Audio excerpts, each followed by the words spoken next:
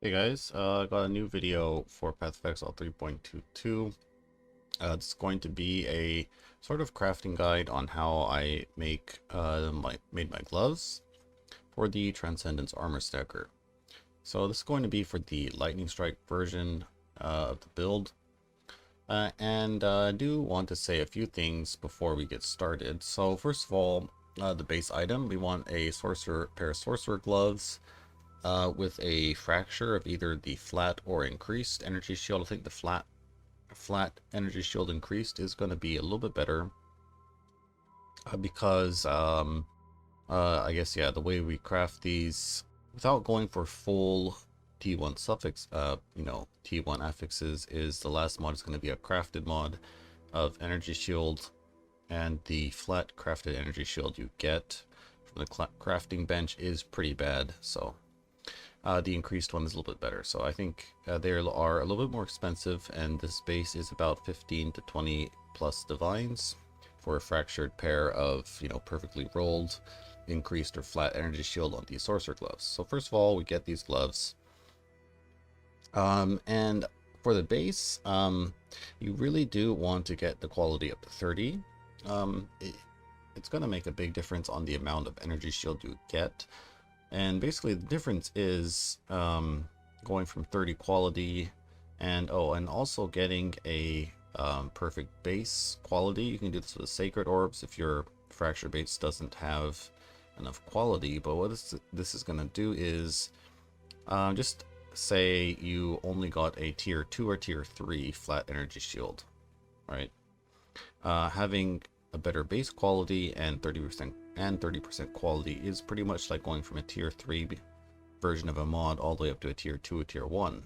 So that's kind of the difference that having a good base is going to give you. So even if you are on a budget, do try to get the base quality as high as possible, and definitely go for 30 quality. It's very cheap. You do this with the perfect fossils and a 1-socket resonator, and it only takes a few to actually get 30 quality. So I do recommend you do this before you start crafting. Okay, so first of all, what we're going to be doing is we are going to, once we get the 30 quality on the item, we are going to be setting the influence with the Eater of Worlds so that we can work on the suffixes with Eldritch Annuls and Exalts. And we are going to use the deafening essence of what is it again? Let me just check real quick. It's the deafening essence of zeal. So on my gloves, I decided to use the deafening essence of spite for the extra intelligence. But you can use the zeal. You'll get 2% more attack speed. And if you want more intelligence, you can go for the intelligence essence, the essence of spite, to get a little bit more intelligence. So either one is going to be fine. It just kind of changes the stats you get on the suffixes, and we're going to go until we get so we want attack speed, and we want intelligence, and we want any kind of resistance. We can change it over with harvest later. So we're just going to keep doing this. If we do end up getting any combination, then we'll use Eldritch Exalts and Annuls to kind of try to save the craft, and then slam on a tier 1, or depending on what tier will work for you. You can stop at tier 2 if you want, doesn't really matter.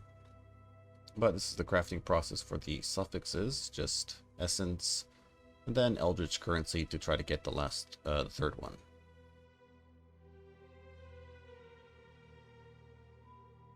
Okay, so at this point I think I did get a tier 1 intelligence roll on my gloves, and so what we can do is you can do a lock suffix with these suffixes can't be changed craft, and then you can do reforge, cold fire lightning to kind of get a resistance mod on the gloves. All right, so this is kind of one thing you can try to do if you want to kind of deterministically add a resistance suffix. I'm not really sure which one is going to be more expensive, is if you just keep going with the essences till you hit it, most of the times that I'm crafting Eldritch items, going with the essences does end up, you know, just essences and Eldritch currency.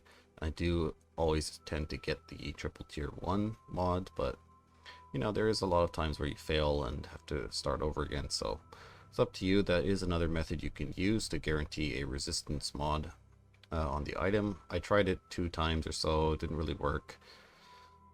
And the annul failed anyways after that, so you're just gonna keep going with the essences.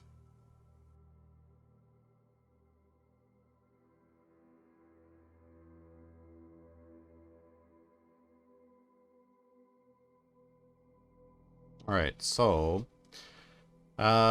with this method, eventually you're going to get a 3 suffix item. So either with just the essence spamming or using the Eldritch Annul, Eldritch Exalt, or just normal Exalt method to get your last suffix. And once we get this, the suffixes are going to be finished on the item. So we're going to change the Eldritch implicits to the Searing Exarch so we can start to work on the prefixes. So just make sure the Searing Exarch is going to be a higher tier, otherwise you're just going to delete everything you did on the suffixes, so double check that before you get started. Alright, so we are going to be using the Eldritch Chaos. Like I explained in the helmet crafting video, the Eldritch Chaos does sort of act like an Exalt and a Annul at the same time, because a lot of times you'll end up with the 4 mod item, basically making it act like an Annul. So one interesting thing that did happen in this craft is I did get a tier 1 flat energy shield roll pretty early, and I did decide to go for an Ashling. And, well, it didn't really work out. Well, the Ashling didn't fail. The Ashling did remove the, you know, the suffixes can't be changed mod, but the unveil was pretty bad, so. So, if you want to get a pair of gloves, exactly like mine, what you're going to do is, you're going to keep doing the Ashling, basically. So if you fail the Ashling, you try to annul the Ashling mod and save your energy shield. If you don't, then you go back to the Eldritch Chaos and Exalt method to get another high tier of energy shield, tier 2 with tier 1. And then you go suffixes can't be changed, go for the Ashling again, and try to unveil +2 AoE. Now obviously this is going to be very expensive because of the price of Eldritch currency. And it's a very high chance that the Ashling is going to actually remove your flat energy shield instead of the suffixes can't be changed. So another cheaper method is what we're going to be actually doing in the video, and that is we just do suffixes can't be changed and then do veiled chaos. And then basically this is going to guarantee, you're pretty much guaranteed the +2 mod, and then you'll just have a crafted energy shield mod. So yeah, suffixes can't be changed, veiled chaos, and then the thing to block is, I thought blocking the conversion mod would be good because that's the highest weight, but apparently you can have more than one conversion mod, so that doesn't work. You need to, I think the next best one to block is going to be the physical damage reduction while focused. So we'll block that, and then just unveil till we get a +2 AoE, and then craft on the +2 flat or increased energy shield, and the item affixes are done at that point.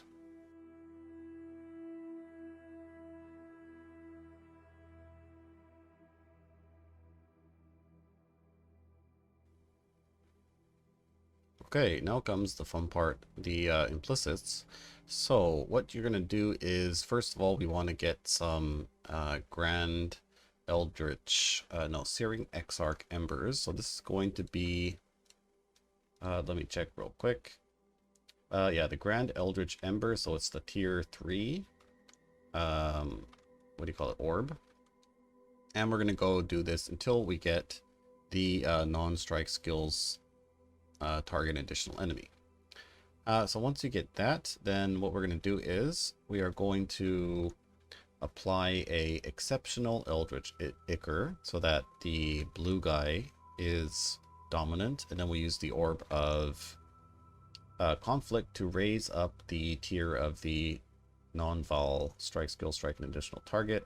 We have to do this 2 times, so do it 1 time. And if you raise the vol version, then use another exceptional Eldritch Ichor to get so you can so the blue will be a higher tier or the same tier, and then just go again with the Orb of Conflict until you see that +2 non-vol strike skill strike conditional 2 nearby targets. Now if you want to go for a double perfect, then what you're gonna have to do is go for another one of those Orb of Conflicts, and I ended up doing this just whatever, I had a whole bunch of them and hit it. But anyways, you don't really need to do that. And after this, if you want to go for a double exquisite, which I decided to do, and in hindsight, kind of a bad idea because it did end up costing quite a bit of money, because we are going to have to use the exceptional Eldritch Ichor to try to hit the other implicit, the increased effect of your marks. And it's always the case with these Eldritch currencies is when you're trying to hit a certain mod, it never shows up. But then when you're not trying to hit it, it's like it shows up all the time, right? So that's kind of what happened. Ended up burning through, like, I don't know, about 50 or more divines worth of just these Ichors to try to hit it. I'd already gone this far, so might as well, and just couldn't really stop and use the other tiers. So eventually did end up hitting it. And once you do hit it, you just use another Orb of Conflict, and hopefully you do downgrade the perfect what do you call it, ancestral call mod, because you can actually downgrade the other mod, the increased effective marks. And if that happens, then you have to go back to doing the exceptional Ichors. So that is pretty bad. That did happen on my pair of gloves, the one that I'm using now, but on this one, thankfully, we hit the Orb of Conflict and the implicits are done. So this is it. Gloves finished. This is how I would sort of craft these if I was, on a budget, and also how I crafted mine. The only difference is instead of the crafted energy shield, we go all the way until we get a tier 1 energy shield, and we do the Ashling instead of the Veiled Chaos Orb. So there is how you craft these. Thanks for watching, guys. The video ended up to be kind of long, but hopefully this does help you if you do try to craft these on your own. Anyways, yeah, good luck. Thanks for watching. I'll see you next time.